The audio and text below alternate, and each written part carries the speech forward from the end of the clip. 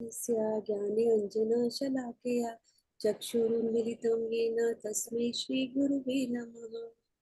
श्रीचैतन्यमनोभीष्टं स्थापितं येन भूतले स्वयं रूपा कदा मह्यं ददाति स्वपदान्तिकम्। नमो विष्णुपादाय कृष्णपृष्ठाय भूतले श्रीमते भक्तिवेदान्त स्वामी इति नामिने। नमस्ते सरस्वते देवे गौरवाणी प्रचारिणे निर्विशेष शून्यवादी पाश्चात्य देश तारिणे।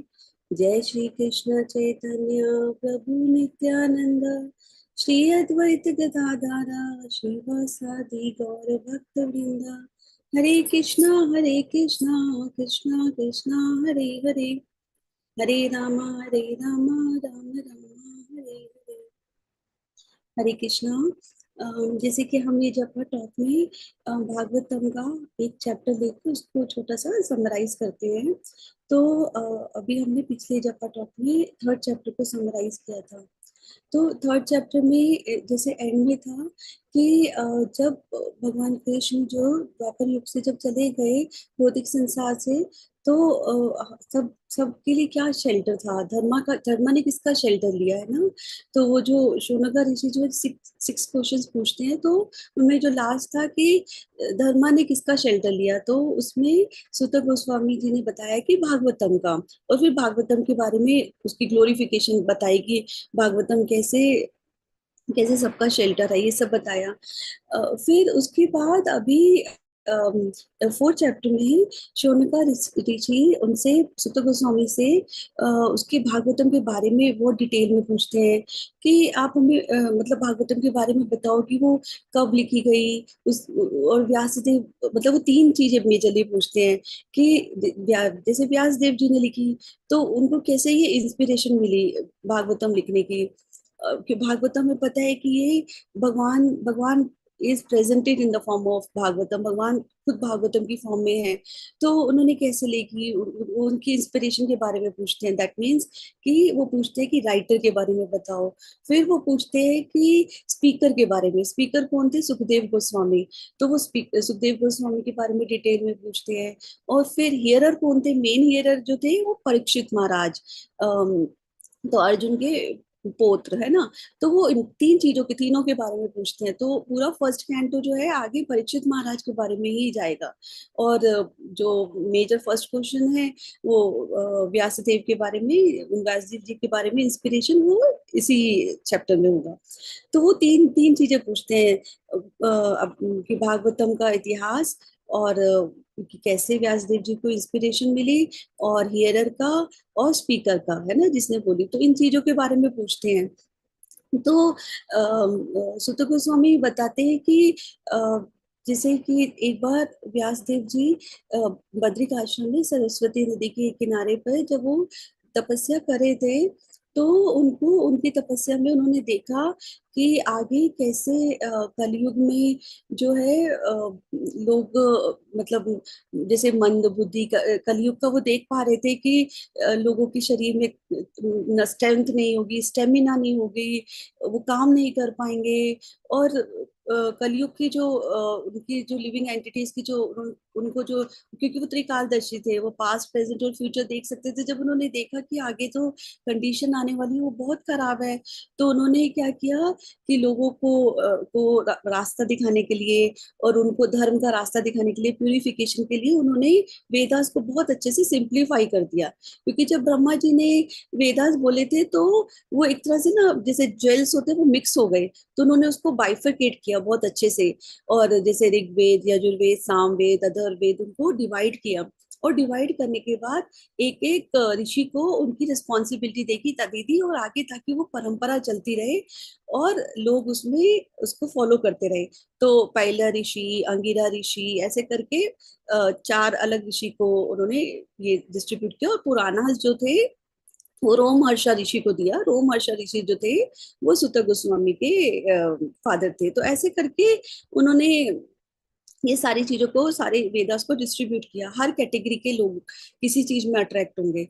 और फाइनली उनको ये लगा कि उनको एक ऐसा चीज देनी है जो कि बहुत सिंप्लीफाइड हो, और मतलब स्त्री जैसे, मतलब लेडीज का यही होता है कि बहुत ज्यादा फिलोसफी और बहुत सारी सिंप्लीफाइड वे में स्टोरी फॉर्म में मिल जाए, तो उन्होंने शूद्रा, स्त्री, इन सब के लिए महाभारत लिखी। तो वो सब उन्होंने दिया ताकि आगे लोग इसको पढ़े और प्यूरिफिकेशन हो। मतलब एक तरह से बताया कि धर्म, अर्थ, काम, मोक्ष, हर तरह का उन्होंने सारा एस्पेक्ट कवर कर दिया, ताकि कलयुग के आने वाली जो मतलब आत्माएं हैं वो लोग इनको फॉलो करें और प्यूरिफाई हो जाए। लेकिन जब उन्होंने ये सब भी किया ना, तो वो अंदर से एक तरह से डिससेटिस्फाइड थे, उनके अंदर एक निराशा सी थी। तो वो निराशा उनके अंदर थी, क्योंकि उनको खुद से ऐसा लगने लगा कि उन्होंने भक्ति एस्पेक्ट्स को कवर नहीं किया। तो वो उसमें उसको भक्ति एस्पेक्ट को कवर नहीं किया, उनको लग रहा था। लेकिन तो फिर वो एक बार आगे, जब वो तपस्या कर रहे थे, तो उनके गुरु नारद जी ने आके उनको आगे इसके बारे में बताया कि क्या रीजन है, क्या डिससेटिस्फेक्शन का रीजन है। क्योंकि उन्होंने जो जितनी भी चीजें बताई हैं, मतलब जितने भी वेदास के बारे में बताया, हर चीज जो थी वो आत्म साक्षात्कार, मतलब सेल्फ रियलाइजेशन, आत्मा को समझना। और ये सारी जो चीजें थी वो सारी भौतिक शरीर और मन के द्वारा थी।